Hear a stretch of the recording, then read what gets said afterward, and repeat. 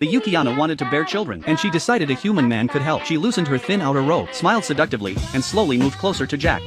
それとも知り派か? But despite her stunning beauty, Jack felt no desire. Not long before, he had been pushed off a cliff by a friend of 25 years. Surprisingly, Jack survived the fall, and now he was face to face with the legendary Yukiana, said to Steel Souls. At first, Jack thought it was a hallucination before death. He sneered and told the Yukiana she was ugly. She was stunned. Even on the verge of death, he dared to insult her. Jack thought his life was over, but the Yukiana didn't kill him. Instead, she used her magic to build an ice shelter to protect him from the cold. Confused, Jack asked why she saved him. It turned out the Yukiana simply wanted to avoid being disturbed. If a victim died on the mountain, search teams would soon swarm the area, and to prevent future accidents, humans would likely develop the mountain further. So to her, helping Jack was the simpler solution. But in exchange, the Yukiana took half the money Jack had with him. She felt it was a fair trade, a small price for a life. Jack wondered why a spirit needed money. The Yukiana explained she had recently developed a taste for human snacks. She could easily steal them, but if she did, the shops might go out of business. Causing harm to humans would eventually bring misfortune upon her. So taking a little in exchange for a good deed felt acceptable. This surprised Jack, a supernatural being with such a strong sense of ethics. Seeing that Jack was recovering, the Yukiana told him if he lasted through the night, she would guide him down the mountain in the morning. The next day, as Jack woke, the ceiling of the ice shelter cracked open. Sure enough, it was the Yukiana. Soon, Jack experienced being carried like a princess. She held him and flew down the mountain. On the way, she warned Jack never to speak of her to anyone. If he did, no matter where he hid, she would find and kill him. Meanwhile, Jack's friend was falsely reporting him missing. But to that friend's shock, Jack arrived, very much alive. Jack told the police everything, how his friend had pushed him from the cliff. The police uncovered the motive. The friend was jealous because a woman he liked had a crush on Jack. Thinking he'd do her a favor, the friend told Jack about her feelings, but Jack didn't even know who she was. His indifference enraged the friend, who then decided, if Jack were dead, winning the woman's heart would be easier. So he pushed Jack off the cliff. Jack could hardly believe it. He nearly died over something so trivial. Maybe, in truth, Jack was the only one who ever saw them as friends. 10 years passed in a flash. Jack had grown from a young man into a weathered adult with a past. He never expected to see the Yukiana again, but while vacationing near the snowy mountains, there she was. Jack couldn't help but smile. Gathering his courage, he approached her. Hearing his voice, the Yukiana grew furious. She had warned him if he told anyone, she would kill him. Calmly, Jack explained he was only there to talk. Still, she was angry. But more than that, she was curious. How did he recognize her? Your beautiful face, your pale skin, of course I'd know you, he said. The Yukiana blushed for a brief moment. As for how she recognized Jack, supernatural beings don't rely on appearance alone. They identify people by their unique scent. Jack explained he never properly thanked her for saving him, so he invited her to his home as a guest. Along the way, he shared his struggles over the past 10 years. He started a company in college, but after his partners betrayed him, it was acquired by a larger corporation. Then his wife, whom he deeply trusted, had an affair. They divorced. After that, he found it hard to trust anyone again. To distance himself from his past, he moved to this remote place. こんなところで偶然出くわすとは思わなかったね。